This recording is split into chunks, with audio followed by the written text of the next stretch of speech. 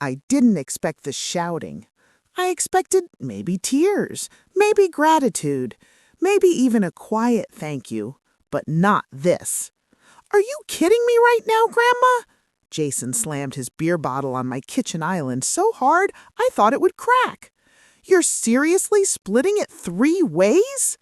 3 ways. Like I wasn't standing right there. Like I wasn't the woman who raised him. I'm 72 years old. My knees ache when it rains. My hands shake when I hold coffee too long. But that night, my hands weren't shaking. They were steady. Because something inside me snapped. "Lower your voice in my house," I said. And that's when my granddaughter Emily laughed. Laughed. Oh my God, Grandma, don't start with a "my house" speech. We all know it's going to be ours soon anyway. That sentence, that one sentence changed everything. Let me take you back. I raised those kids, not babysat, raised.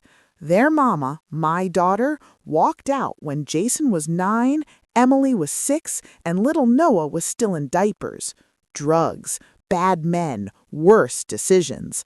I buried my pride and signed custody papers at 58 years old when most women my age were booking cruises and buying RVs.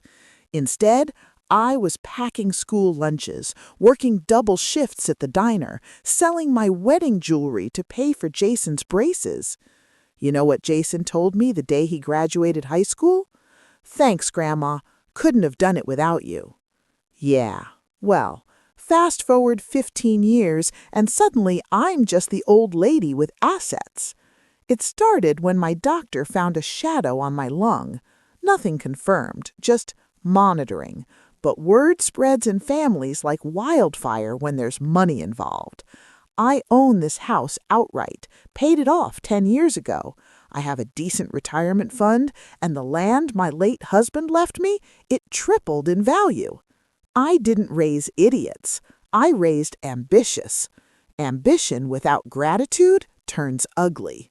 So when I told them I updated my will, I thought they'd nod and move on. Instead, they demanded details.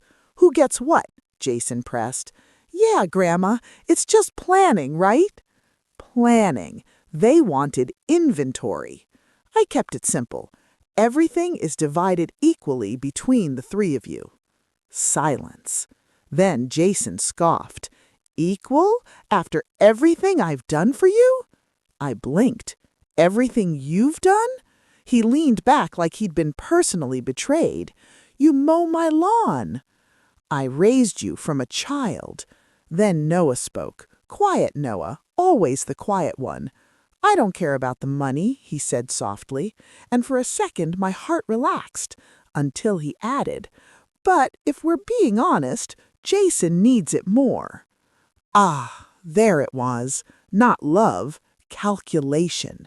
The argument exploded from there. Emily accusing Jason of manipulating me, Jason calling her a gold-digging princess, Noah trying to play mediator while clearly leaning sides, and me standing in my own kitchen, realizing something terrifying. They weren't worried about losing me. They were worried about losing their inheritance. Then Jason said it, the sentence that burned everything down. "Well, if you're not going to be fair, maybe you shouldn't be making decisions anymore." The room went still.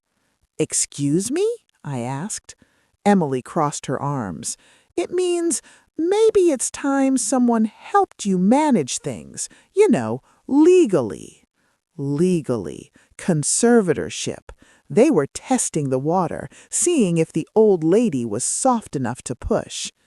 I looked at the 3 children I sacrificed my life for, and I saw strangers. Not the scraped-knee toddlers, not the scared little kids who cried when their mama didn't come home.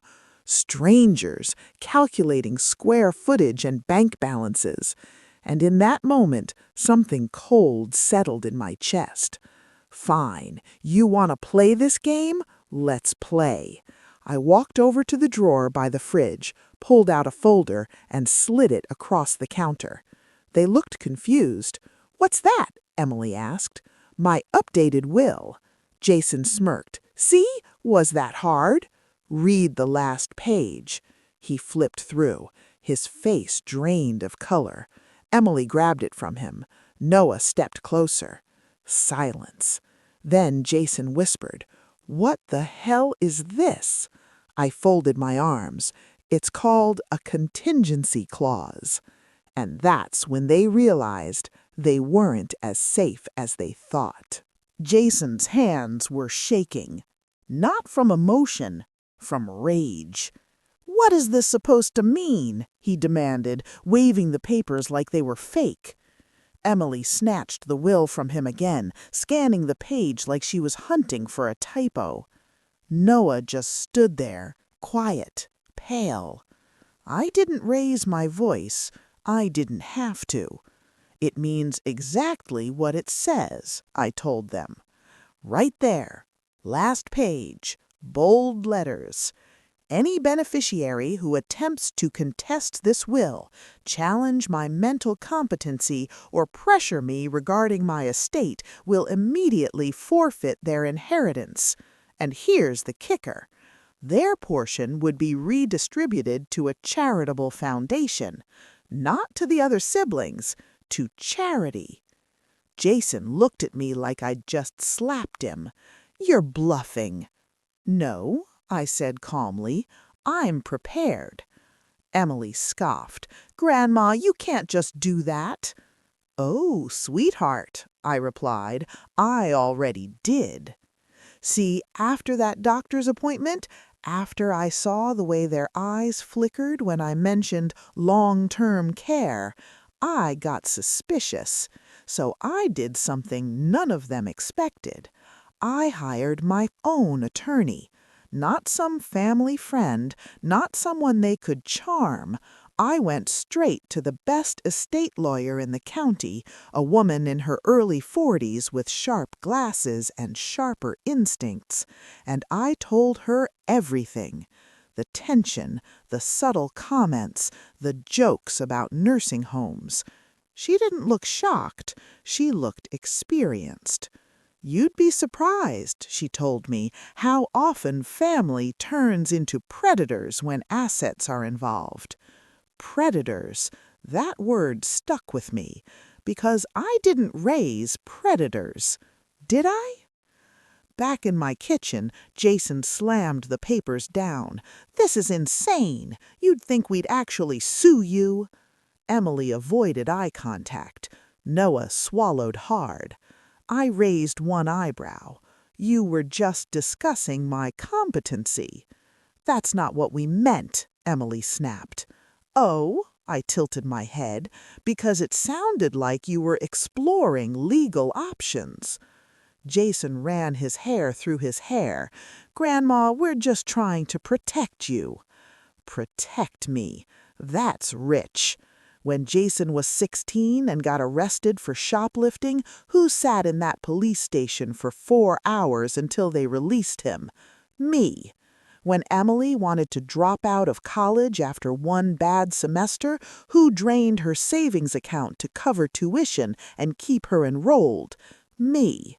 When Noah had panic attacks in high school and couldn't leave his room for days, who slept on the floor beside him? Me. I didn't need protection. I was the protection.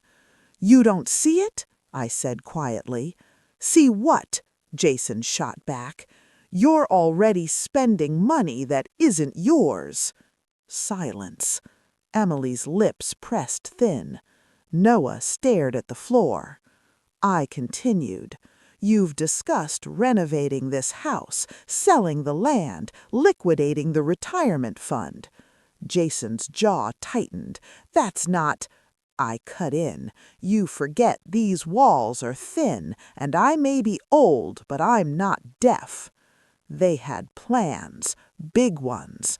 Jason wanted to invest in some tech startup with his college buddy. Emily wanted to upgrade her lifestyle. Noah wanted security. They all justified it differently, but it came down to one thing. They thought I was already halfway gone. Jason stepped closer to me. "You don't trust us." I met his eyes. "No," I said, "not anymore." That hit him harder than I expected. For a split second, I saw the boy I raised, the kid who used to bring me dandelions from the yard. But then pride took over. "Fine," he muttered, "keep your money." "Oh, I will." They left angry, doors slamming, tires screeching. The house went quiet again, too quiet. I stood in my kitchen, the same kitchen where I'd baked birthday cakes and helped with science projects, and I felt something I never thought I would feel toward my own grandchildren. Disappointment. Not because they wanted money, because they showed their hands too soon. The next morning my phone rang. It was Emily. Soft voice, careful tone. "Grandma, I've been thinking. Maybe we overreacted." Ah, damage control. I hummed lightly. "Have you?" "Yes, we just worry about you, that's all." "Do you?" I asked. Pause. Then, "Maybe we should all sit down with a financial advisor just so everything's transparent." Transparent. Translation, access. I smiled to myself. "You know what?" I said sweetly. "That's actually a great idea." Because I already had a meeting scheduled, just not the kind she was expecting. 3 days later, I sat across from my lawyer again, and I told her what happened. She didn't look surprised. "They're escalating emotionally," she said. "That means they're feeling threatened." "Good," I replied. She leaned forward. "There's something else you should consider." "And what's that?" I asked. "A living trust."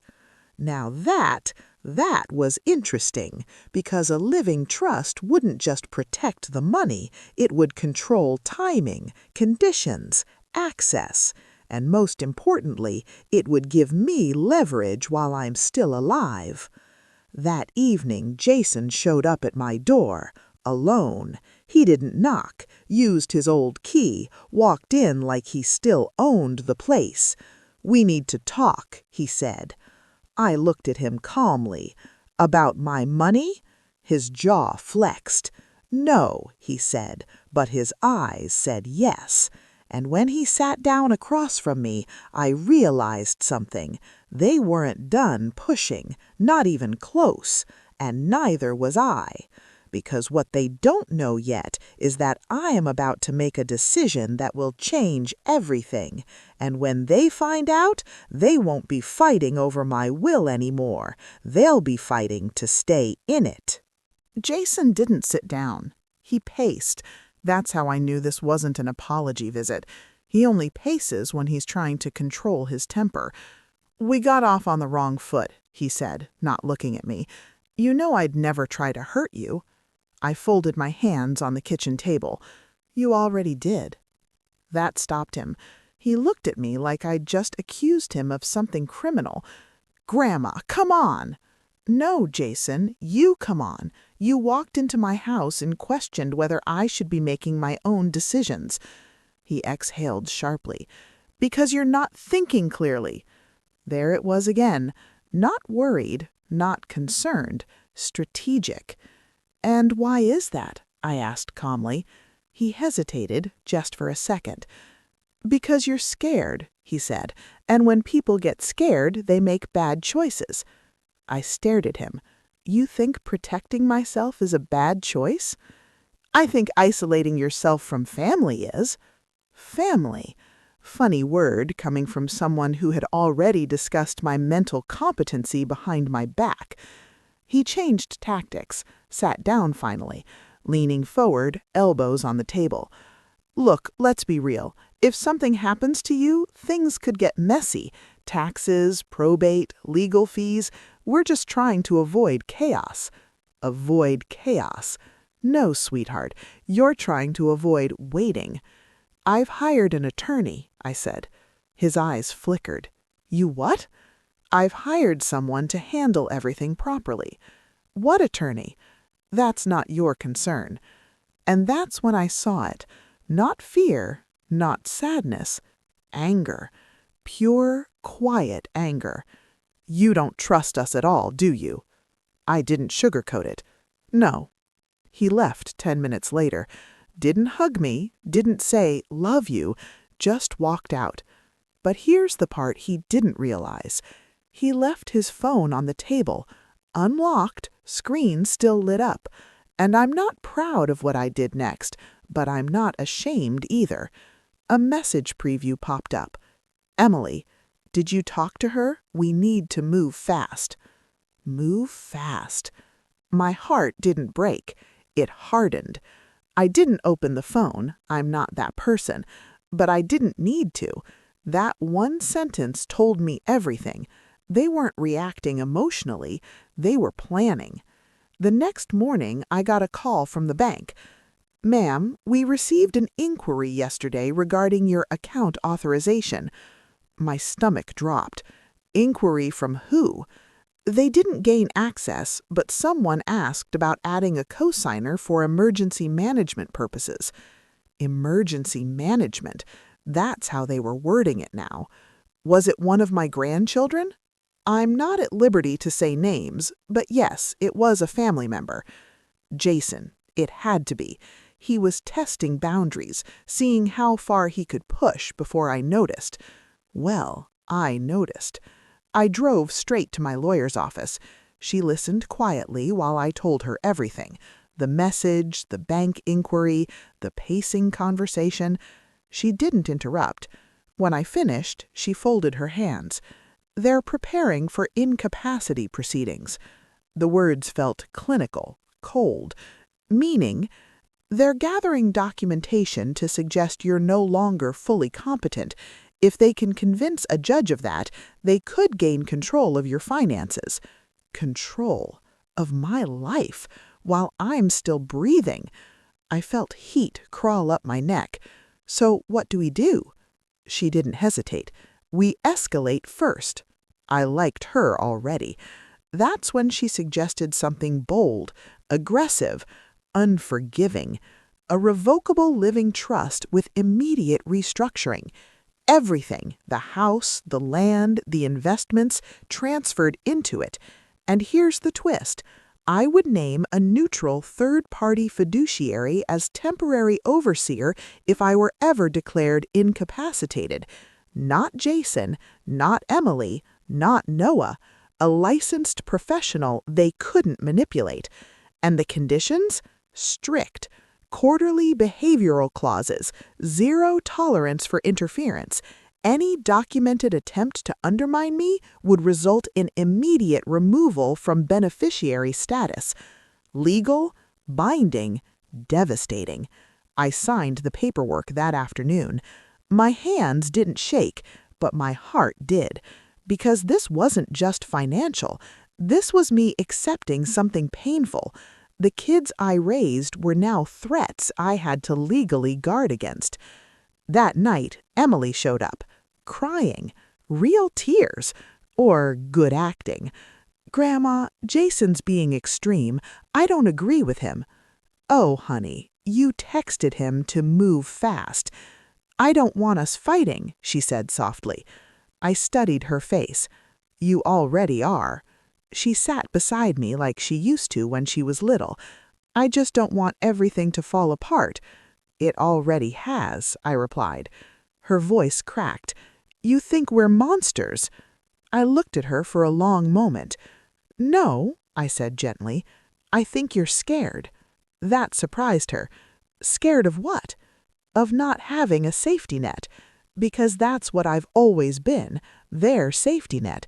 And now they were terrified of losing it. Then she said something that chilled me. Jason talked to someone who knows about these things. He said judges usually don't question family concerns. Judges. So they had spoken to someone, maybe even an attorney. They weren't just whispering anymore, they were gathering ammo. After she left, I locked every door. Not because I thought they'd break in, but because something inside me shifted. For the first time in 72 years, I felt alone, not physically, strategically. This wasn't about love anymore. This was positioning. And if they thought I was too old to fight back, they forgot who raised them. The next morning, my lawyer called. Her tone was sharper than usual. "There's something you should know." My pulse quickened. "What is it?" "A preliminary petition was filed at the courthouse yesterday." The room spun. "Filed by who?" She paused. "Your grandson, Jason." Silence. Heavy. Unforgiving. "He's requesting evaluation of mental capacity." My chest tightened. "He actually did it?" "Yes." And just like that, it wasn't hypothetical anymore. It was war. And here's what Jason doesn't know. By filing that petition, he may have just triggered the one clause that removes him entirely, permanently. The court notice arrived in a plain white envelope. No warning, no phone call, just paper. Court-ordered capacity evaluation. That's what it said. Not checkup, not assessment. Evaluation. Like I was a machine someone suspected was malfunctioning. I sat at my kitchen table staring at that letter for a long time. Long enough for my coffee to go cold. Long enough for the house to feel unfamiliar. 72 years of living, loving, surviving, reduced to a question mark. Jason didn't call me. Emily didn't text. Noah stayed quiet like always. Funny how loud people get when they want something and how silent they become once they've taken their shot. I called my lawyer. She didn't sugarcoat it. "He's crossed a line," she said, "but he also made a mistake." "What kind?" I asked. "He put this in writing. That activates your protective clauses." I closed my eyes. So it had officially begun. The evaluation was scheduled for the following week. A court-appointed psychologist, neutral location, recorded. I wasn't scared of the questions. I was scared of what this would do to the family. Not because I wanted peace anymore, but because I knew how ugly this could get. Emily showed up the night before the evaluation. She looked rattled. "I didn't know he was actually going to file," she said, quickly, like she needed to say it before I could stop her. I watched her carefully. "Did you stop him?" She looked away. "No." That told me everything. "I told him to wait," she added, "but you know how Jason is." "Yes, I raised him." He said if the court steps in, everything gets clearer, that it's better for everyone. "For who?" I asked. She hesitated. "For the family." The same word, different meaning. Then she said something I'll never forget. "If you pass the evaluation, this all goes away." I leaned back in my chair. "And if I don't?" Her silence screamed louder than any answer. The morning of the evaluation, Noah finally called. His voice was shaking. "I didn't know how to stop it," he said. "Jason said it was already in motion." "Did you sign anything?" I asked. Pause. "Yes." There it was, all three of them, one way or another. "I'm sorry, Grandma," he whispered. I believed him, but belief doesn't undo damage. The evaluation room was small, neutral, clean. The psychologist was polite, professional, younger than me. She asked questions about dates, about finances, about family history. I answered calmly, clearly, confidently. I talked about raising 3 children on a waitress's salary, about balancing checkbooks before apps existed, about grief, about responsibility. At one point, she stopped writing and looked at me. "Do you feel pressured by your family regarding your estate?" she asked.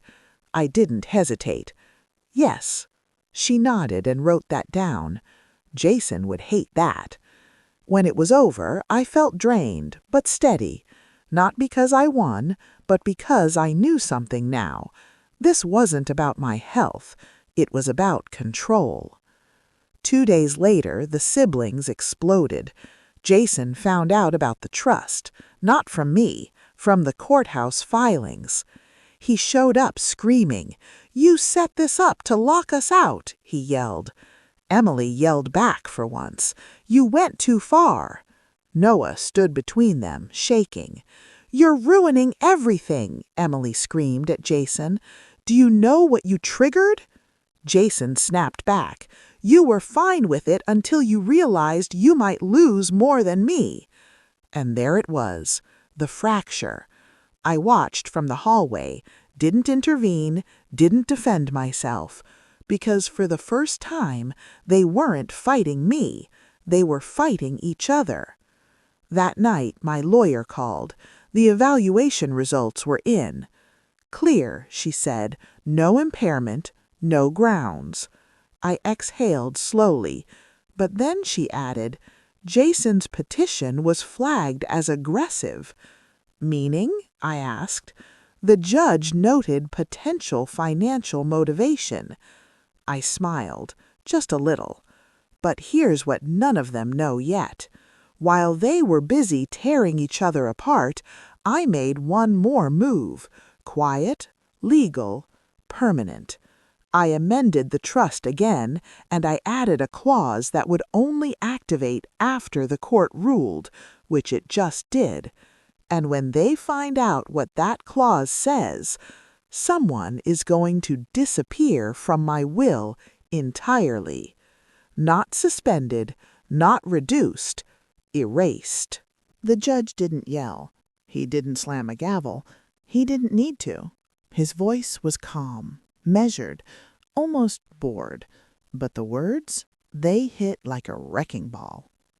"After reviewing the psychological evaluation and the petitioner's claims," he said, adjusting his glasses, "this court finds no evidence of cognitive impairment."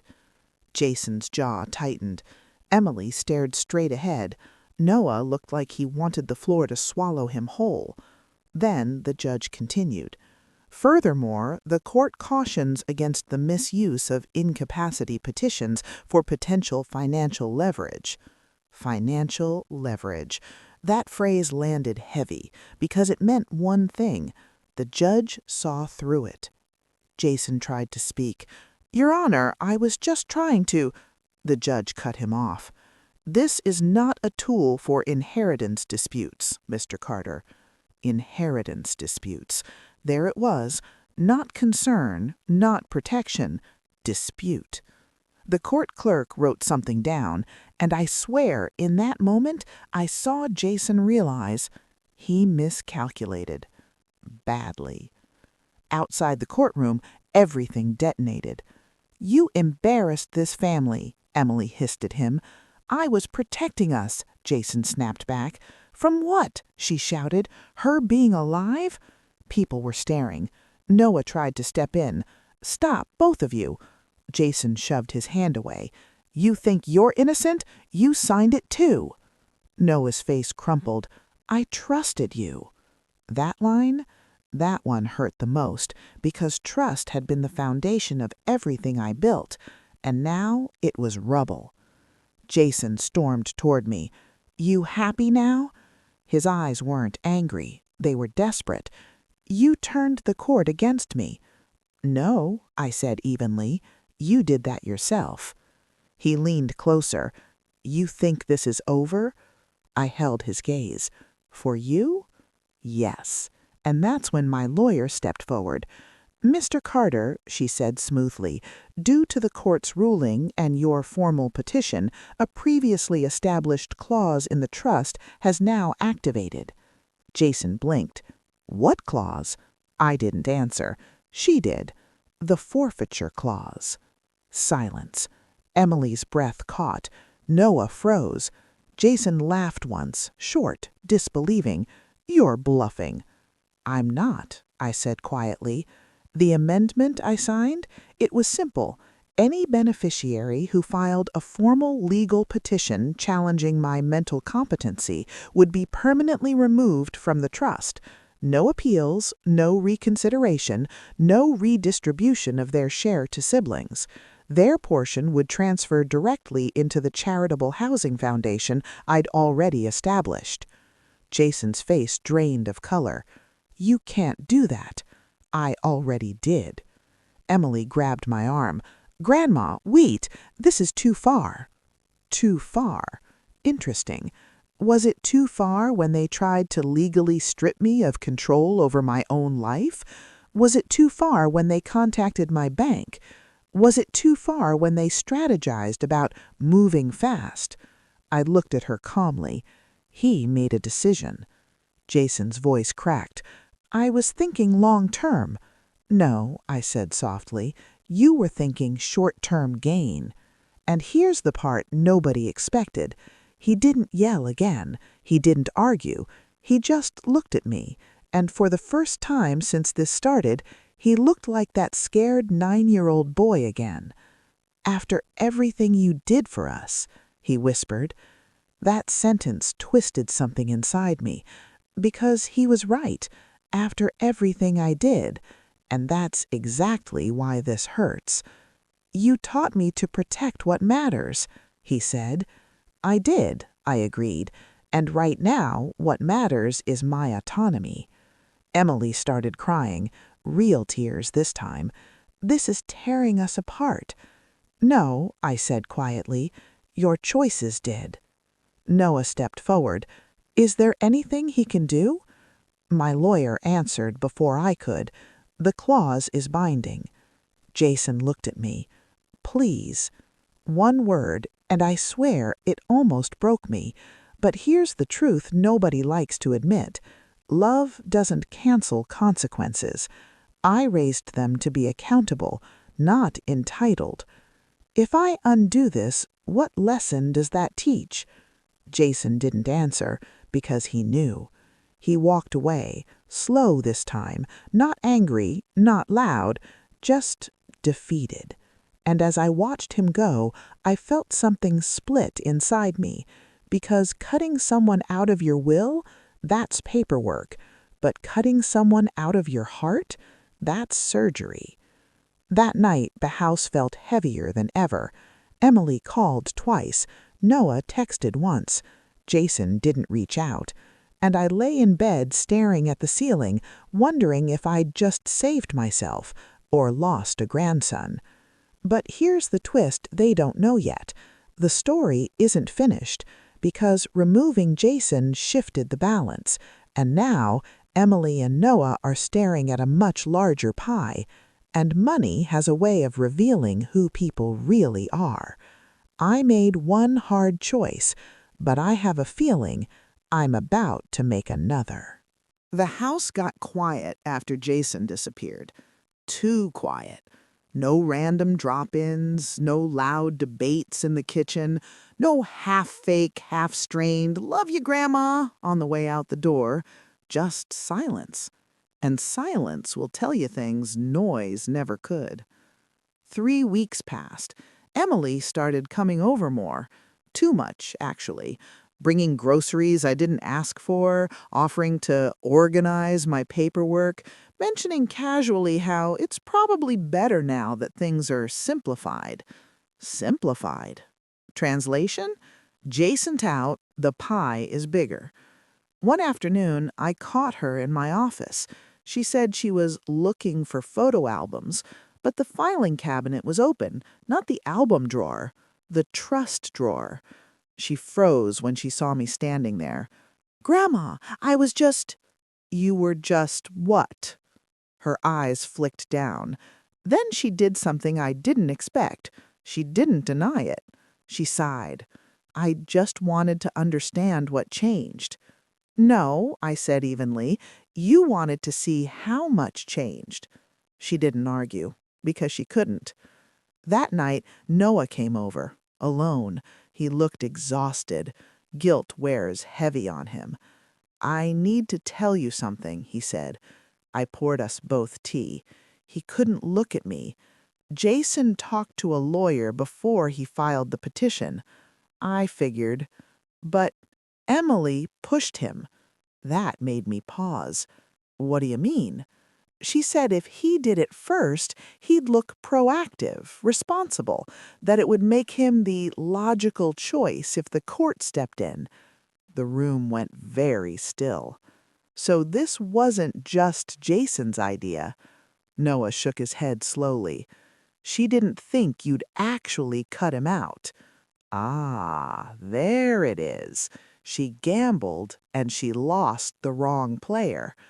The next day, I called a family meeting. Same kitchen, same island, same place where this whole mess started. Emily sat stiff. Noah looked nervous. Jason didn't come. "I know everything," I said calmly. Emily's face drained. "Grandma, you encouraged him." Silence.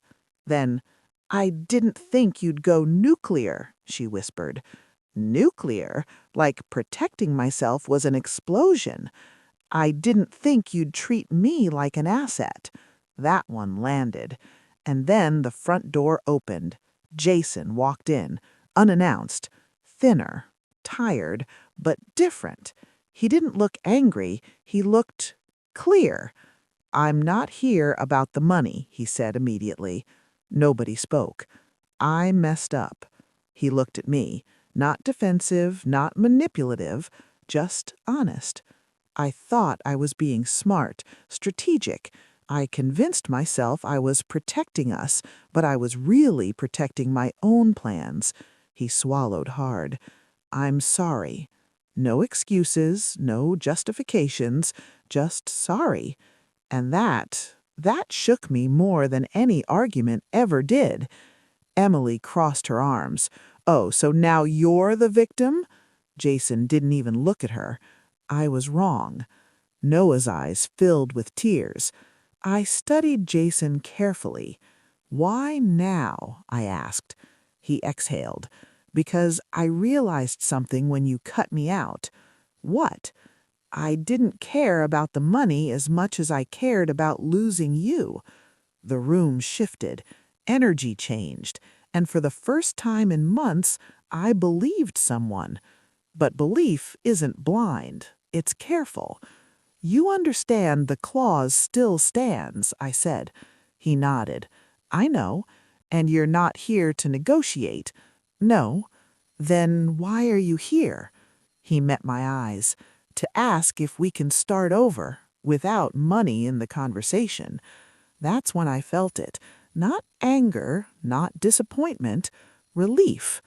I looked at all three of them, the ambitious one, the calculating one, the sensitive one, and I realized something I hadn't allowed myself to admit. I built my entire identity around saving them, maybe too much. Maybe I never forced them to stand without me. Maybe I was their safety net for so long they forgot how to walk without staring at what they'd inherit. So I made my final decision, not out of revenge, not out of hurt, out of clarity. The following week, I amended the trust one last time. Here's what I did. The house, sold after my passing. The land, half to the housing foundation. The retirement fund, divided into structured distributions, no lump sums, no instant windfalls, quarterly payouts over 10 years, conditional on no legal disputes, no attempts at manipulation, and mandatory financial counseling. And Jason? I reinstated him, but not fully. His share matches the others now. No bonuses, no favoritism, equality, with accountability. When I told them, Emily looked stunned. Noah looked relieved. Jason just nodded quietly. "You don't owe us this," he said. "You're right," I replied. "I don't. And that's the difference now. I'm leaving the money because I feel obligated. I'm leaving it because I choose to, on my terms. A few nights ago, Jason came over with takeout. No paperwork talk, no legal talk, just dinner. Emily brought dessert. Noah fixed my porch light without being asked, and for the first time in a while, it felt like family again. Not perfect, but real. Here's what I've learned at 72. Money doesn't ruin families, it exposes them. And sometimes you have to let people face consequences before they understand what really matters. I raised my grandkids alone, and for a moment I thought I lost them to a will. Turns out I just had to remind them who wrote it and who's still alive to rewrite the ending.